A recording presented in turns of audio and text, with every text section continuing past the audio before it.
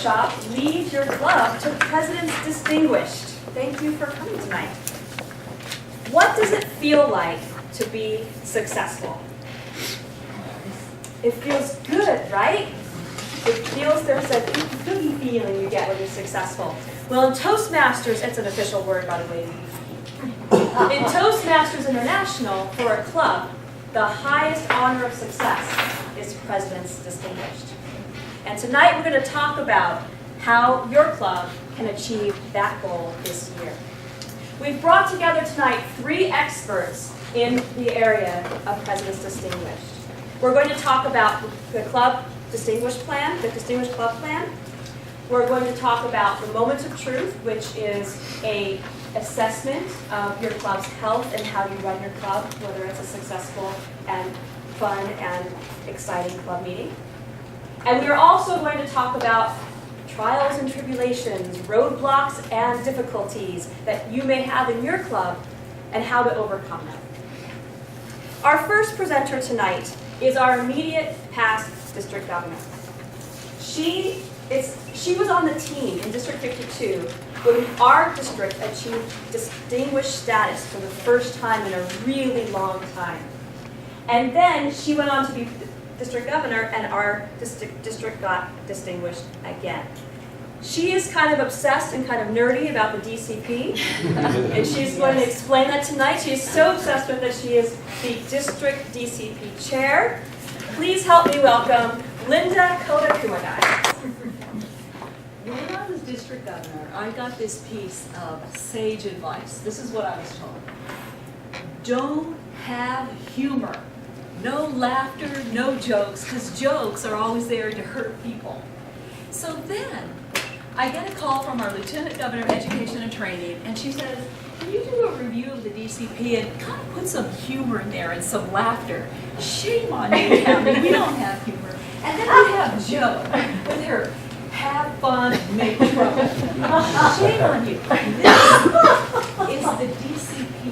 Okay, this is the holy grail. This is the essence of our existence. We cannot live without this Distinguished Club program. And as someone once said, he who laughs has not heard the bad news. I think, because I'm a little rebellious, that we should dress this up tonight, talking about the Distinguished Club program with some cheesy jokes, really corny cheesy jokes, and really cheesy props. So we're going to have a little fun tonight as we talk about the DCP, because it can be a little bit dry as we're going over it, especially for those who already know it well. And I was reflecting on this training, and you know, I stayed up very late thinking about this training and reviewing it, and I ended up staying up all night to see where the sun went, and then it dawned on me. Oh. And speaking of dawning, where else in life can we have an absolute formula for success? Only here in Toastmasters, right? And what do we call that? Our wonderful Distinguished Club program. Don't you wish we could have guarantees and formulas of success in other arenas of life? But we're very lucky to have it here in Toastmasters. So it's very simple. Follow the Distinguished Club program, you will be successful. Don't follow it, you will not be successful. But don't blame us, because we have the answer here for you. And you know, there was a sage piece of advice and kind of a story, kind of a sad story too, that came out of New York. It said that all the toilets in New York's police station have been stolen, and the police have nothing to go on. Don't follow the Distinguished Club program, and you won't have anything to go on. You'll be in the toilet, you'll live in the toilet, and you will definitely not be on a roll.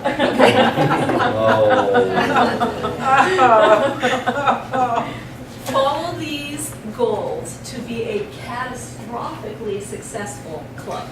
And I do like to use big adjectives, big words. As Will Rogers said, I don't exaggerate, I just remember big. So this will be catastrophic success for you. And remember this, non-distinguished clubs are like German sausage, the worst. I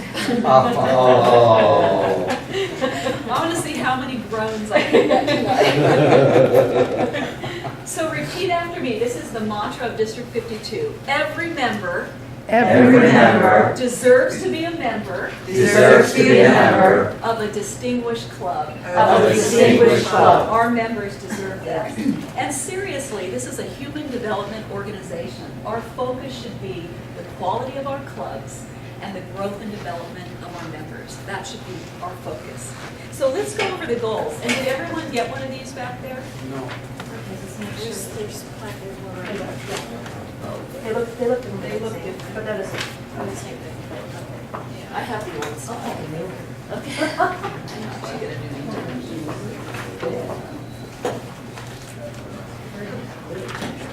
And some of you, this is old news. You already know the DCP, but we'll be asking for your input later on, so hang tight. And we'll be asking for your wisdom. And for the new people, I just want to tell you that going over the Distinguished Club Program goals will be like a class trip to the Coca-Cola factory. And there will be a pop quiz. Okay, so here it is for everyone. Take a good look at your Distinguished Club Program. Hold it close to you.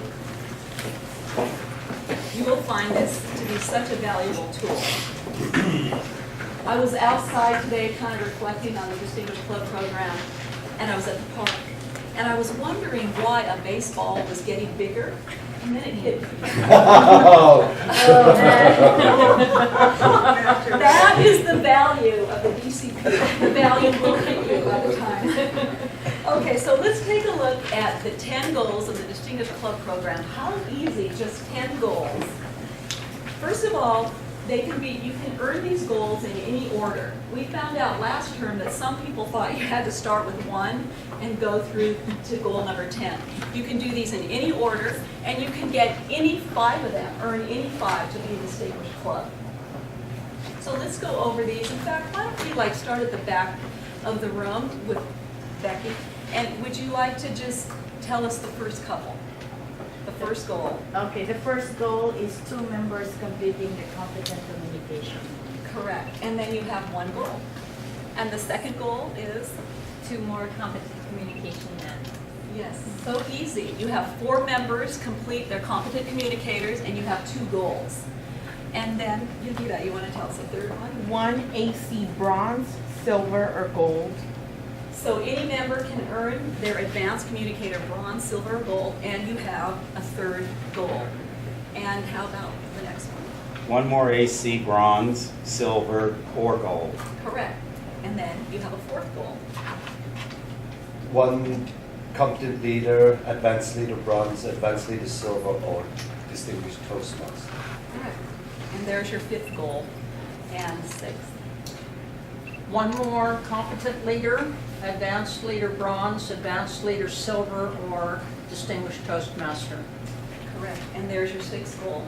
Where do you want to do this? Well, I've got number 7, 4 new members. Yeah, how easy, especially for you with your personality. You just get them there.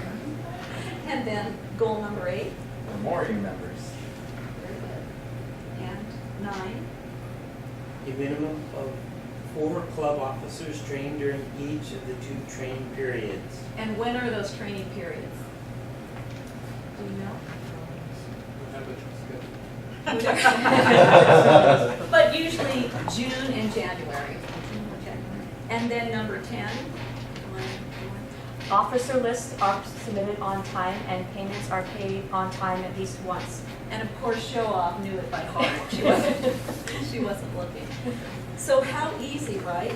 And a comment, okay, so, and then look at the bottom, 5 goals, then to be a distinguished club, 7 for your select distinguished, and 9 for your president's distinguished. Anyone distinguished club from last term? Bunch of- Pardon?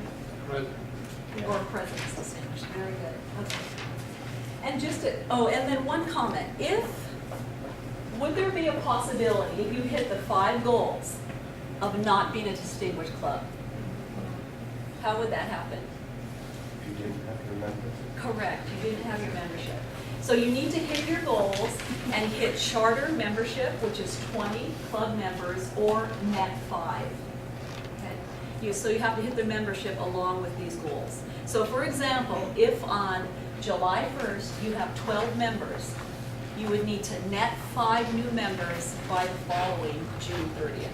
In a term, you have to have 5 new members. And for those of you, we're not really a membership seminar today, but just a couple things if you're struggling with membership, because we do have clubs that hit their goals to be distinguished or better, but they don't quite hit the membership. So a couple things is to remind your members that we are all responsible for bringing in new members. It's not just the job of the vice president of public relations or membership. We're all responsible for membership. And also know what the district offers for internal and external publicity. So we have our wonderful PRO over there, Cersei, who can do internal publicity with Constant Contact to get the word out on your club, and also Meetup. Okay, so that could be internal. And you can do external publicity as well on your own Meetup. You can sign up for Meetup yourself, and that will advertise your club to the world. So here's some tips then on how to utilize this in your club. First of all officers must be role modeling the use of the Distinguished Club Program. We have to practice what we preach, right? And we need to be a team as far as our officers go. Stanley Hoffman said that leadership has to be more than moral posture. It must be payment in cash. We have to see the visual role model. That's number one. If the officers aren't doing it, why is the rest of the club going to do it? So really important that officers. And be really loud and vocal and show-offy. Look at what I'm doing. You know, this is my 4th speech, or I got my CC, or I finished my CL. So be really verbal about it so that you're role modeling it. Here's a big one. Do not allow non-manual speeches ever, under any condition. No non-manual speeches. If we're not doing manual speeches, then we are not doing Toastmaster speeches, and we're not Toastmasters. If you're going to wing it, why pay dues? Why not just go down to Starbucks and do a speech in front of the coffee crowd? So then your question is, but then what do we do about the club curmudgeon, or the rebellious member who doesn't want to do, we have a few of those in Little City 29, or, I'm sad to say, your typical DTM who refuses. Then you assign them a CC speech. So you should always have a blank CC manual at your club for those members that try to get away with not doing a manual speech. And just assign it to them. So you can ask them, what are you trying to do in this speech? Oh, I'm working on my vocal variety. Then assign them that speech number. And that's as much for the evaluator as it is for the speakers. Otherwise, the evaluators are kind of shooting in the dark. So repeat after me. No non-manual speeches. No non-manual speeches. Because this is what happens to your district governor if you do non-manual speeches. It makes her all wigged out. That's what was going on with you. She already has enough energy running around. Okay, so one more time. No non-manual speeches. No matter how rebellious people are. If a Toastmaster has already completed their Competent Communicator Manual and they're not working on the Advanced Communicator, then make sure they are repeating their CC manuals. And everyone in the club should be repeating a CC, Competent Communicator, every year, because we are never too good to be polishing those basic foundational skills. Right now, I'm getting credit for a manual speech, and this will be about my 10th CC, I think. So we repeat them, even as we're moving up the ladder and becoming advanced communicators and distinguished Toastmaster, we still continue the CCs. Jane Austen said, one can never have too large a party. We can never have enough competent communicators. Have them jump into the competent communicator party, the CC party, as I say. It will be a blast. So everyone, we should have no problem in our clubs getting the CC goals on the Distinguished Club Program. And also, make sure that your newer or less competent members have mentors to kind of lead them along. Sometimes they're just a little bit nervous, and they can be directed through the CC manual. And also a tip for the Competent Communicator manuals, you can repeat the same speech the whole manual if you want. So you get a lot of those people, oh, I never have a new idea for a speech. Use the same speech and just make sure you're practicing the skills of the particular project. Okay? People who are already DTMs, for your club members who are already DTMs, and who are repeating their advanced communicator manuals and speeches, can use the same 2 advanced communicator manuals if they want. They don't have to change them up like everyone else has to do if you're a brand new advanced communicator. So even your DTMs can use the same 2 AC manuals if they're repeating their advanced communicator designations. So that's the way to make it a little easier for them. Another tip is this: have a whole set of your advanced communicator manuals, CC manuals, and CL manuals for sale at your club. Because you always get those people who say, oh, I don't have time to go online and order a manual. Have them there at the club, and you can sell them. You don't have to give them away, but have them there. So you're encouraging people to continue with manuals. And now moving to competent leader. What is the tagline for Toastmasters? Toastmasters, where leaders are made. So the competent leader, the leadership track is as important as the public speaking track, but we always forget about the CL. Now I know a lot of you have mixed feelings about the CL manual, and I used to think I had mixed feelings about it too. I used to think I was very indecisive about it, but now I'm not so sure. Okay, about that. But kidding aside, this is a leadership organization, so we really need to be pushing and stressing the leadership track as well, not just the public speaking. And again, on the CL, the officers have to role model use of the competent leader manual at every meeting, and make sure that the vice presidents of education are reminding people at the beginning of a meeting, everyone, whip out your CL manuals and make sure you're getting credit. And also store the competent leader manuals at the club site, so people don't have to remember to bring them every single meeting, because a lot of times people just forget them. I know we can't at Way to Happiness anymore, they won't let us store there, but if you can at the location, that's a good tip. So are you happy with this guaranteed formula of success? Don't you think it seems easy? Yes. Really? If you look at it and break it down, just role model it, do it, and have the club follow along. And don't allow people not to follow the program. Any advice from some of our, I won't say older members, but our more seasoned members on the DCP, or any questions from people who are still just learning about it? Putting this out so people can see. Oh, yes, we have the charts also that can be put out to remind people what the club is doing. So these you can get online at TI. And our club too puts the names of people who have achieved the goals on the front. But you can do it on the back too, but Right. you just space there, that you can write their names right there on the front Yes. too. So you Get give them a little box there. publicity and you celebrate. And make sure you celebrate every time someone gets a new designation. Really celebrate in the club, take them out for a drink if you do that socially. But really celebrate and make a big deal out of everyone's growth and development. But this chart's nice too to remind people what we're doing.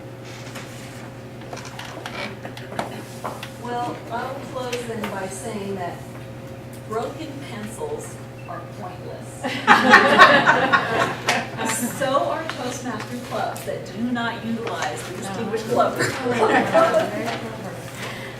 So please, don't make your district governor go crazy, not following the DCP. And if you need help, please give any of us a call. We can come and do private trainings for your club if you want to get the word out of your club. Whatever your need is, we're here for you. Okay. Thank you, Linda, so much for that presentation. Are you guys excited about the DCP now? You ready to go back and sell your club too? Great.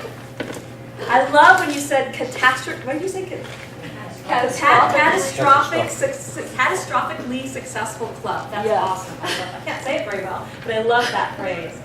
And I also love how you quoted Jane Austen. Jane Austen's my favorite author of the universe. And she quoted, "You can never have too big of a party." I love that. District 52. What a party. All right, next up is our current district, we had our past immediate past district governor, and now we have our current district governor. As Linda said, quality of clubs is very important, and our current district governor agrees wholeheartedly with that. She says that every member deserves to be in a distinguished club. She says it over and over, and she strongly believes that. And she also believes that every member deserves to be in a high-quality club as well. She's going to talk tonight about that aspect. There's the DCP, which are the numbers, the stats, the Distinguished Club Program. And then there's the quality of the clubs. And she's told me many times that what's the brand of Toastmasters? The club meeting. She'll probably bring that up today in her talk. And so she's going to talk about the quality of clubs and the brand of Toastmasters. Please help me welcome our current district governor, Joe Lauricella. As Tammy said, what is the brand of Toastmasters? It's your club. When people are trying to decide whether they need to get some help with public speaking, they don't go around and go, oh, I like that net. That's a nice logo. I think I'll go there. They don't do that. They don't go, gee, Toastmasters, that's a catchy phrase. I'll go there. Now what they do is they've heard from somebody about Toastmasters. They've heard that it's a great place to learn how to speak, or someone has said, it's time to get some work done here. Or their boss has said, if you don't join Toastmasters, you're not going to make it in the position that you're in. There's always some reason, and at some point they decide to do it. What gets them into Toastmasters is they come into a meeting terrified, and they sit down, and it's what happens once they walk through the door. That's the brand they see, and that's what they think of as Toastmasters. And there's only a couple of seconds, maybe 30 at most, before they've made a decision about what is Toastmasters and is this a place to go. In moments of truth, which you have something like this, are moments of truth. In moments of truth, what we're doing is pointing out to you in very uncertain terms what you need to do to make a successful club. When I was reading through this today and trying to determine exactly what I was going to say, I realized that this is basically your roadmap to leadership. If you do these things, you are a leader. If you are concerned about each step of this, you are, in fact, doing those steps that makes you a leader. Because it has a lot to do with planning. And leadership is, on the one hand, getting people to commit. On the other hand, planning based on the commitments you've got and getting more commitments. And that's what the Moments of Truth is all about. It starts with the first impression. The plan has to be, is this going to be a good place to be? Is it a comfortable place to sit? My goodness, look at the chairs we've given you. This is a great location. Yeah. If I'm not totally interesting up here, you're going to sleep. Comfortably. This is a good location. Guest books, name tags, all of those things. But the guest books are not what's important. And even the chairs are not what's important. It's how you greet them. How many people say hello, introduce themselves, invite you to sit next to them, ask why did you come, what are you looking for, how can we help? Ensuring that they're sitting next to somebody that can answer their questions during the meeting as well as after the meeting. Those are all of the important parts of it. And people go, well, of course I'm going to be polite. Duh.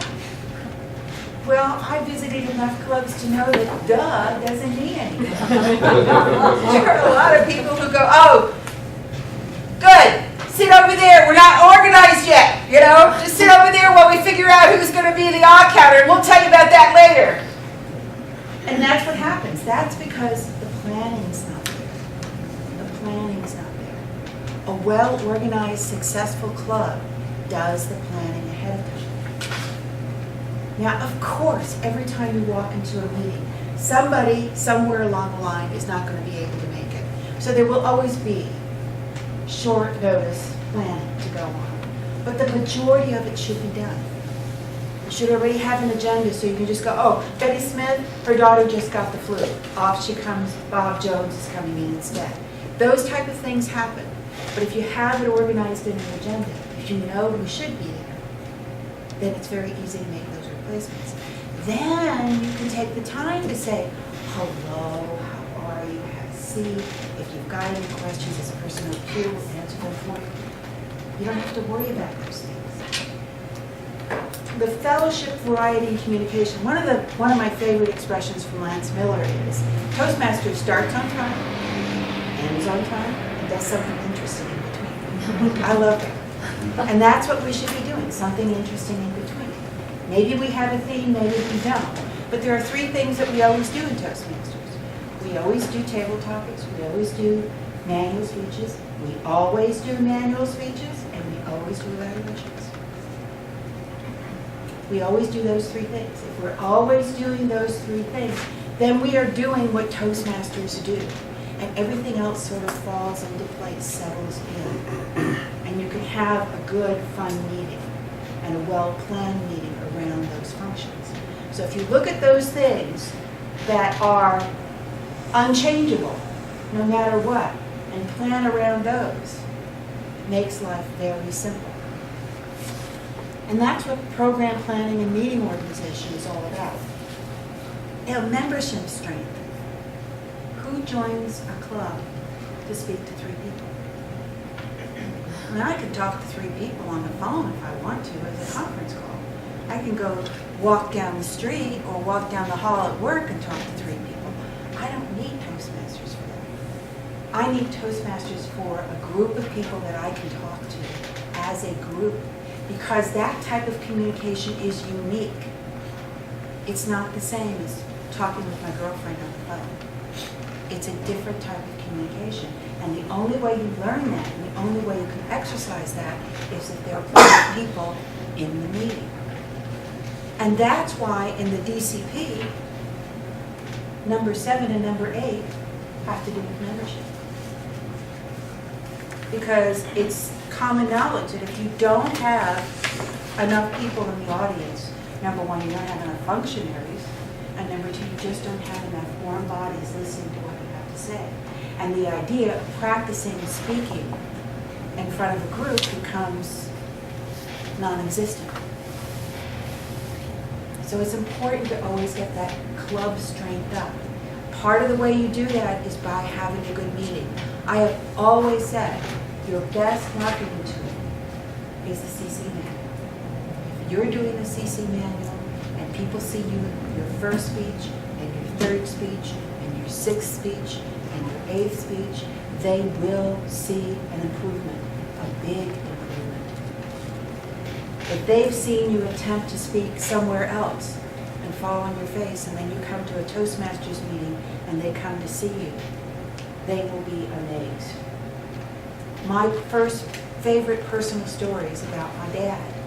Now, when I was in high school and first starting to speak and act, my dad was on the road all the time because he was one of the chief negotiators for the Air Force, who was gone more than he was home. He never saw any of the things that I did in high school. And my mom was interested because it was me, but she wasn't particularly interested. So he always got reports, well, how did Joe do? She was fine. She was fine. Several years later, I was president of the Renaissance Speakers, and my dad came to town. And I made sure that I was scheduled to give a speech because I wanted my dad to see me speak. And he came and he watched, and I gave my speech. And afterwards, he put his arms around me and he held me close and he whispered in my ear, I know.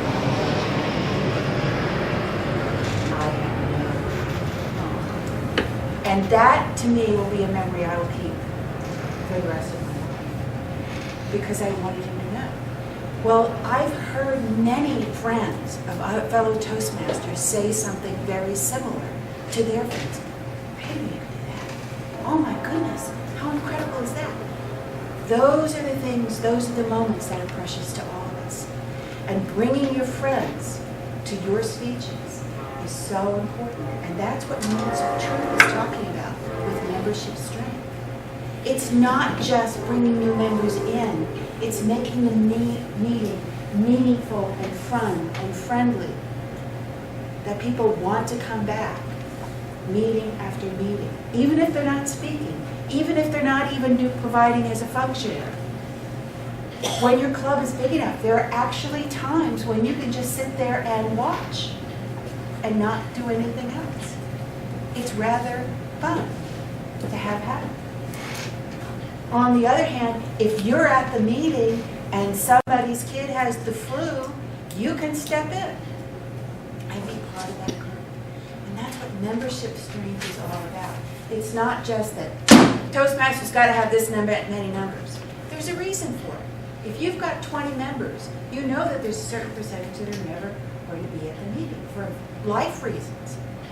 If you have 20 members, you will always have enough members to do your functionaries and have enough audience for everybody that's speaking to have the audience they need, whether they're table topics or the manual speech or as an evaluator. 3 opportunities in which to speak in a club. And the last part of this is the achievement recognition. And this, for me, as a leader, is probably my weakest thing. Because I'm one of these people that sets the big goal, and every other goal in between is just a step to get there. I don't really care. I got a CC, great. How do I get my AC? And I'm asking for my DTM, the heck with the rest of it. I don't care about that. Just get me my DTM. But most people are not like that. Most people want to be acknowledged, and we need to do that. You got your CC? Yeah, that's great. You got your advanced manual? Wow. How much did you learn from that? That's exciting. You're getting to be a leader. That's wonderful. Remember, we do talk about Toastmasters being to make leaders, where leaders are made. This is where leaders are made. This is the first step. In your club, when you're an officer, this is your roadmap as a leader. This, the DCP, is your scorecard, how you do it. How are all of these plans working to get this? It's these two together, whipsawing them back and forth. Quality, getting it done. Quality, getting it done. Yes, there are clubs out there who just push this. And people will come to me and say, I can't stand the DCP, because all you care about is numbers. Numbers. Who cares about numbers? Well, now I don't give a lot of people sympathy on that one because I love numbers. I play with numbers all the time. I've done it all my life with management. And I understand what numbers are for. Numbers go, Joe, you need to get your act together and take a look at this. Or Joe, wow, you got 4 new members. How'd you do that? So we can do it again. Numbers tell you where you are, how to fix, where to look to fix it, and where to look when you were successful so you can do it again. And maybe there's something in what you did successful that you'd apply somewhere else as well. So numbers are your pointers, the scorecard. Again, my dad was majorly into baseball. Probably the one thing my brother will never forgive me for was when I taught my dad how to use an Excel spreadsheet. Because once he learned how to use the Excel spreadsheet, he did the stats for every baseball player in the major leagues, both national and American. He knew the stats down cold. They're stats. And what do managers do with the stats? They go, oh, Bob over there, he needs some more training than this guy. Out. You know where you're going with it, and that's why the DCP is so important. But what they do in baseball is the moments of truth. Once they figure out what the stats are, they do the moments of truth. The two work together. They work very well together. So if you have this roadmap of what to look for, take a look at it. Is your club meeting, are you organized when you come to the meeting, or are you running at a dead run and can't say hello to anybody when the meeting starts? How are you treating your guests? And more importantly, there's one thing we didn't talk about. What about the members? Once you got everybody settled in, and you start to look at this, what are your members' goals? It's one thing to say, you have to do a CC this year. But maybe that's not what you should be doing. Maybe you need to do your ACE, your ALC. Maybe you need to do one of the others instead. It's meeting the needs of each individual member. That's what makes people stay. It's meeting the needs. We always talk about it in Toastmasters. What's the most important thing in Toastmasters? The member. The member is the most important person. Well, if you don't know what members want and need, you'll never be able to be successful. Two things that I encourage all clubs to do. One, new members. Make sure you get a mentor. And it may not necessarily be the next person up as the mentor is the right mentor for the new member. You've really got to look and see what that individual needs. Perhaps there's somebody that's not as qualified, but is a better person and a better match. So it's important to get that match really strong. The next step in this is once somebody is through their 7th or 8th or 9th CC, a lot of them are going, well, I don't know, maybe I'll finish with this, maybe I won't. I don't know, maybe I won't have to join next 6 months because after all, I'm a competent communicator. And yes, becoming a competent communicator in Toastmasters is far better than most speak training you'll get anywhere, than you will get anywhere else in the world. So what do we do to encourage people to go on? Get them an advanced communicator mentor. Get them a DTM.